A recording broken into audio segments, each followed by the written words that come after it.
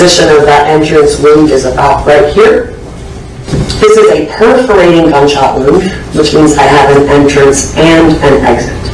The approximate location of the exit wound on this demonstrative is about right there. The YNW Melly murder trial has taken the hip-hop community by storm. With Melly being behind bars for the past 4 years, the fate of his life is in the jury's hands, literally. But the real question is, who is winning this YNW Melly murder case? And now the prosecution provided enough reasonable doubt to sentence Melly to death. Off the top, new information has been confirmed. The jury will no longer revisit the vehicle that was shot up. A key component of evidence that may be seen in person would cloud their judgment, having them feel that Melly is extremely guilty. Now what have we seen? We've seen ballistic trajectory that looked damning from Sergeant Williams, and also text messages from Melly messaging his mother to get him a gun that hasn't been used. We haven't seen a motive, we haven't seen a gun, or any video footage or knowledge of what time the crime approximately happened. Now, State Prosecutor Darren Ehrenberg from the Law and Crime Network gave his reason for the prosecution having the upper hand right now. Judge Jesse, I think this comes down to Mr. Williams, the expert for the prosecution, because he shows beyond a reasonable doubt that the shots that killed the victims came from within the car. This was not a drive-by shooting. In fact, the shots that came from the alleged drive-by shooting didn't result in any blood because the people were already dead. So who could have committed the crime from within the car? Well, we know that Melly and his co-defendant were in the car. We saw video of them climbing in the car. There's DNA from within the car. There's cell phone records that put Melly there at the time of the murders. So it is Melly and his co-defendants that shot and killed these defendants because they were in the car, the backseat of the car, while their so-called friends were in the front seat, unbeknownst to what was going to happen. There were no defensive wounds, at least not on one of the victims. And so then the question is why? Because although you don't have to prove motive, you do have to explain to jurors because jurors want to know why. And here the why, admittedly, is not as clear, but the fact that Melly was involved with a gang where he gets cred for either committing violence or in the rap world to be the victim of violence, where perhaps the shots were intended at him to stage a crime like this, could help him in his career or at least could help him within the gang.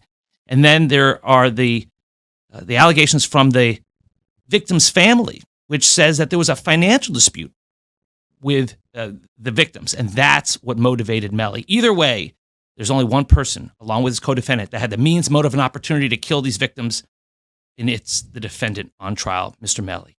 Like shown in my last video, Sergeant Williams conclusively said that shots that killed Sanchez and Juvie came from inside of the car. The reason he believes this is Sanchez's body was at a resting angle when he was shot, and the shots in his back had no blood on them, which means he was already dead, and there was no blood circulation. Also, he said verbatim, the reason that he knows the shooting wasn't outside the car, which is amongst Melly's whole drive-by shooting scenario, is because the blood evidence and trajectory doesn't line up with someone being outside the car.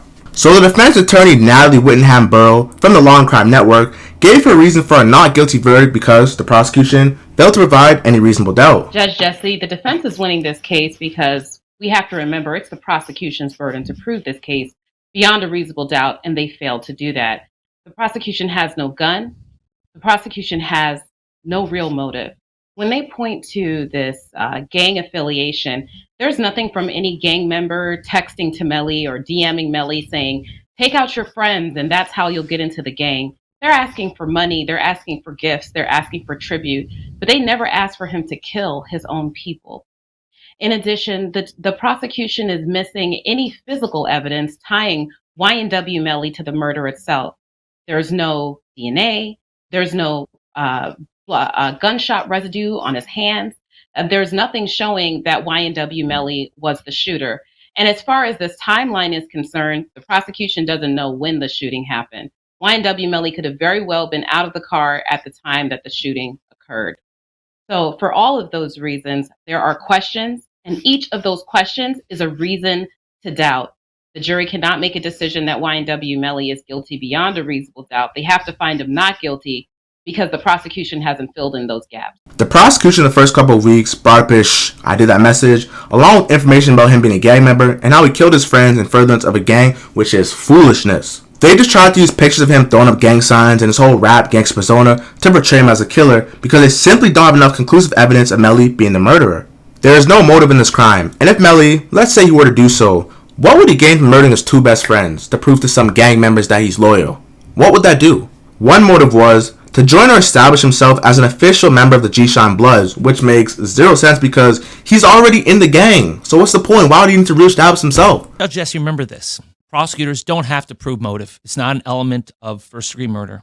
But because jurors want to know the why, they want to offer to jurors, here's what could make someone murder his friends. And in this case, his gang affiliation is a big part of that.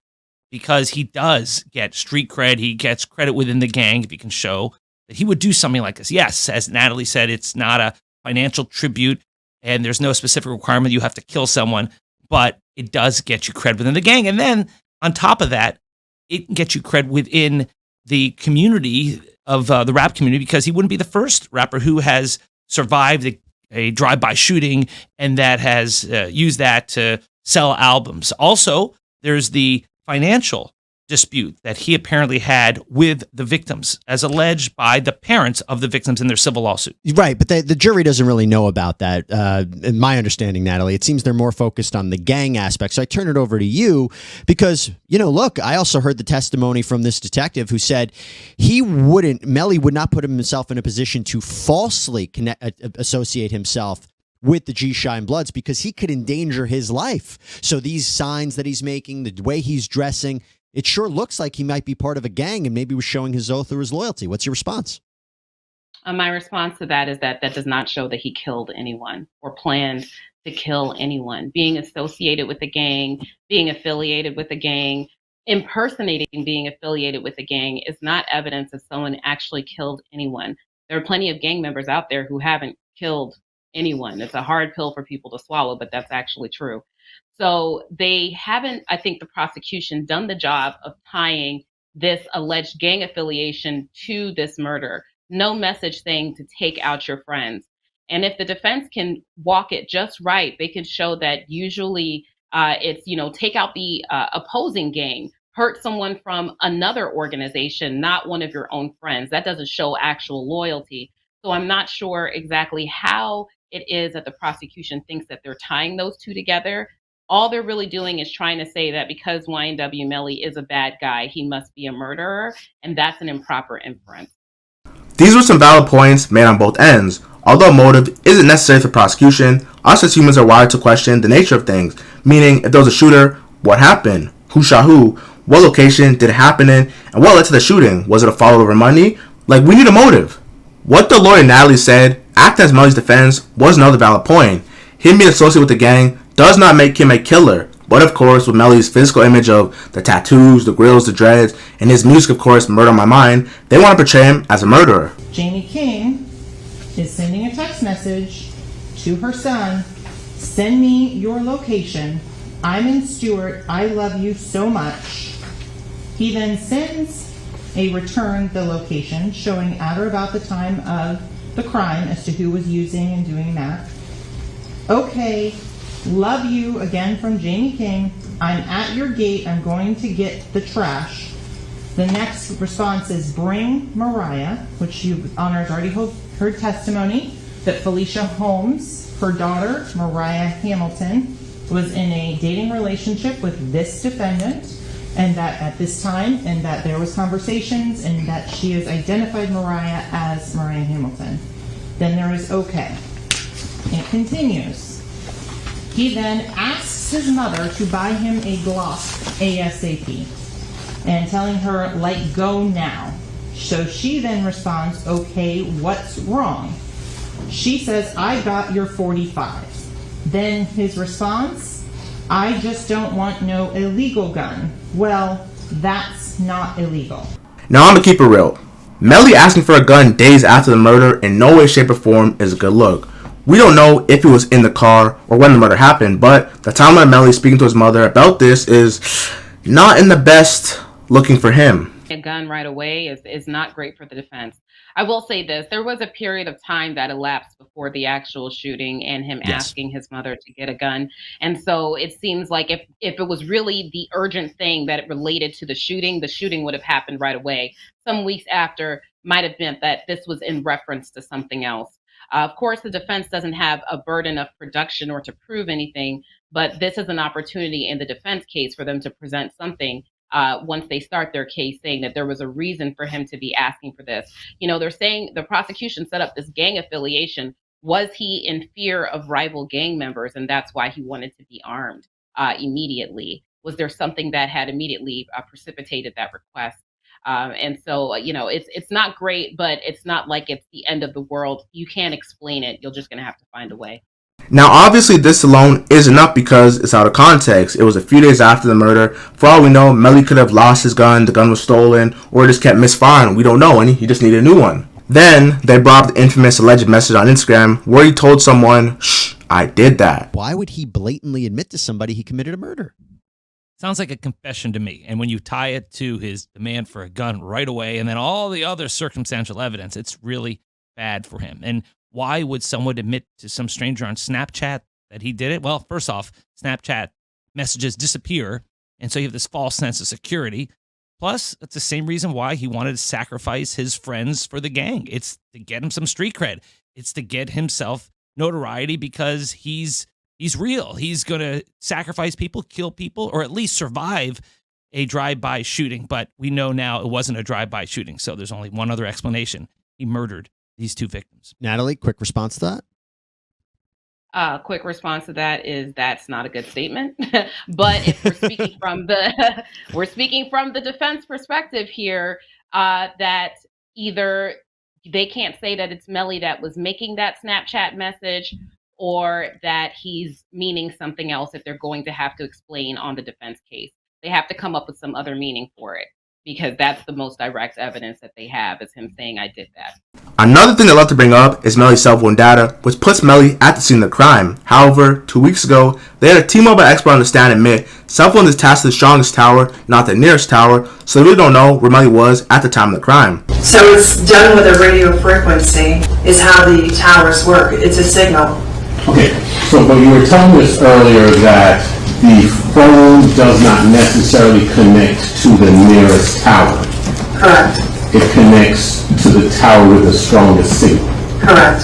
How do you know how far the phone is from the actual tower? I don't.